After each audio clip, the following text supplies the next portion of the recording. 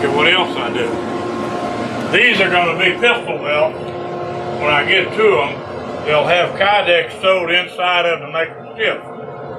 I just have them ready. This are finished belts, like I make for Russell. I'll make a couple of hundred of them a year altogether. These are made out of saddle skirting. Yeah.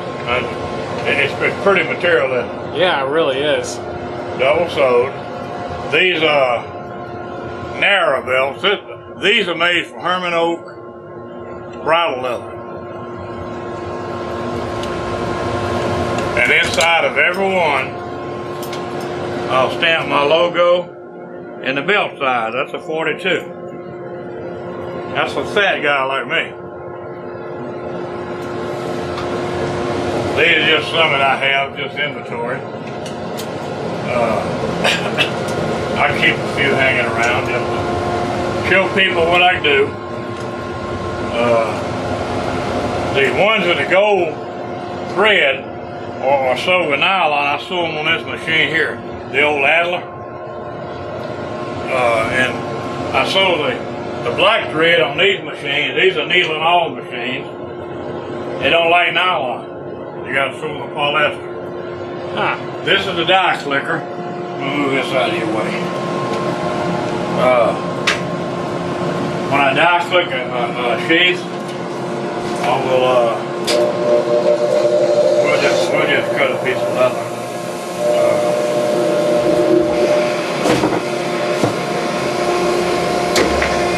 Go ahead and set it one time, and I would set my die on here, and I'd come back over.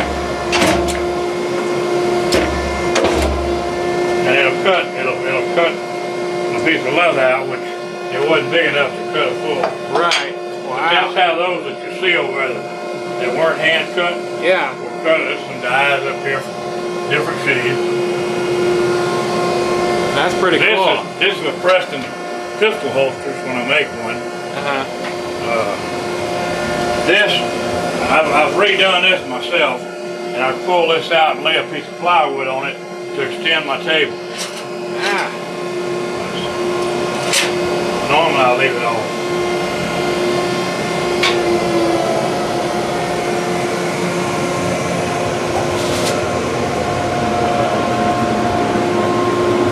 We'll let this dry about five minutes more and we'll put it together.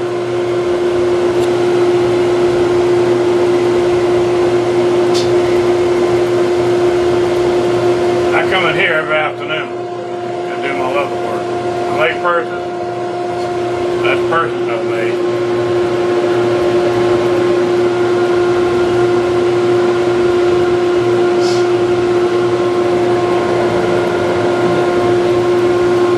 I didn't even know you made purses. Huh? I didn't know you made purses. Yeah, I like leather. Yeah. A lot of don't know about it. I'll show you this.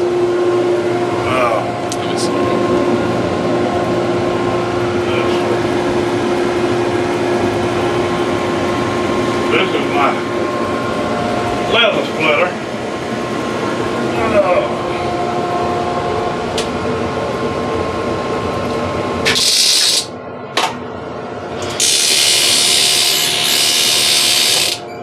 It splits off whatever I want. I can set it down, split a little thinner.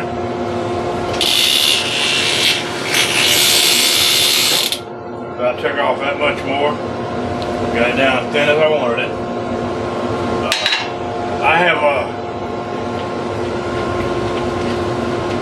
a indicate on it to bring me back to where I want to be. This right here is probably a 100-year-old, 125, 30-year-old American shoe sole splitter. And I've mounted it and put a motor on it. It used to have a hand crank. And it's going slow now. Let me set it.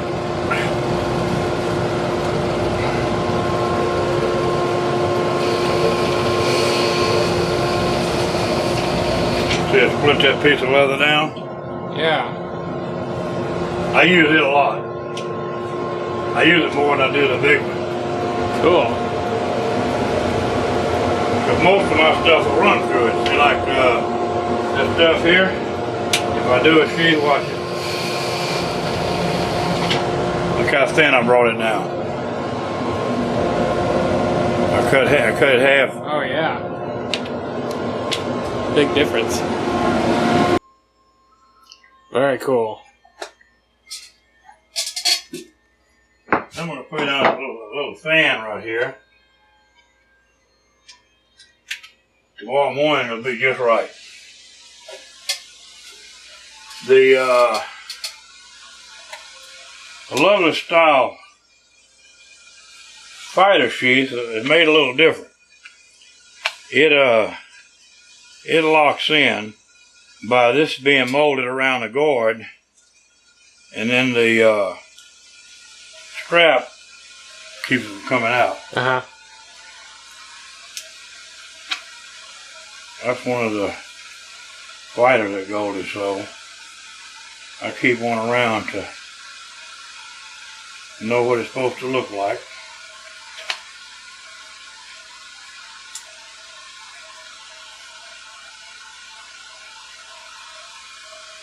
I'll put rivets in these so it won't ever come loose. A little extra strength on it. And this is a Dozier shop. Very cool. Very cool. Yeah. This right here is an old shoe sole beveler. In the old days, when they still sold leather, had leather shoes, you paid $250 for a really good pair of shoes. It cost you $800-900 today. When the sole wore out, you didn't throw the shoes away. You took them to the shoe shop and you put a half sole. They cut the old sole off right in front of the heel on an angle. And then they took the shoe sole and they beveled it. Let's see, let me find a piece of leather. They would,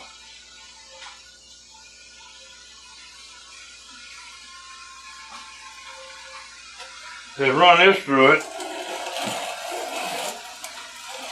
and they taper the edge to where it lapped over the other piece and glue it on and sewed it, and that put your half sole on. Gotcha. I use it here when I have to splice a belt. I'm getting ready to make two 62-inch belts, and I don't have leather long enough. So I have to splice on the back side, and I bevel it and splice it.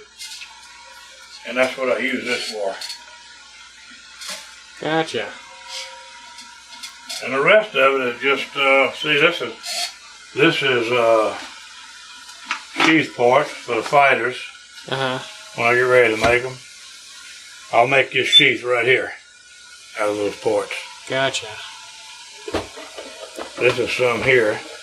I'm anticipating having to make some more of the shoot knives.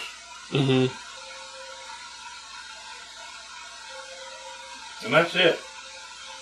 It just takes a lot of tools to be able to do everything. You have to use Borges glue. It's made for gluing up wet leather. Borges glue. And I got a lot of tools. I got a lot I don't really need. I just like having them, you know. Yeah. Like Ron's edgers and I've got everything he makes. They cost from $75 to $100 a piece. Wow. I seldom use them. Those up there are from another maker, and they are even higher than these. What you see me using here are from Tandy. They don't hold edge as well as these others, but I love the way they work. And I buff them a lot. They don't cost $30 a piece. I got all of them. I got everything they make.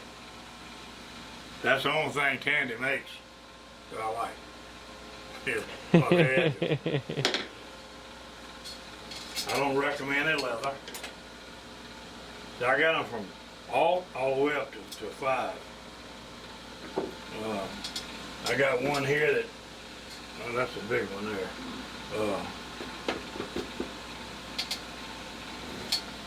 You like the way they feel? I like the way they cut. I like the shape of the edge that they're cut. Oh, it's shaped. Everyone shapes. See how these are made? Everyone shapes differently. Gotcha. The Bob Douglas is all shaped differently.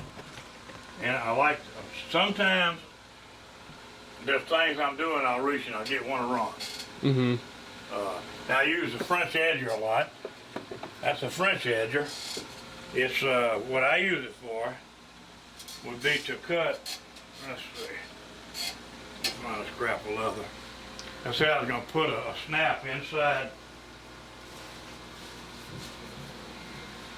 I'm going to put a snap, and I don't want it to drag on the knife. I'll punch a hole. This hole is a little bit bigger than I punch. I'll punch the hole and then come in here with a French edger and I gouge it out some. Just kind of inset it a little bit. So that when I set the snap, it'll be below the surface. Gotcha.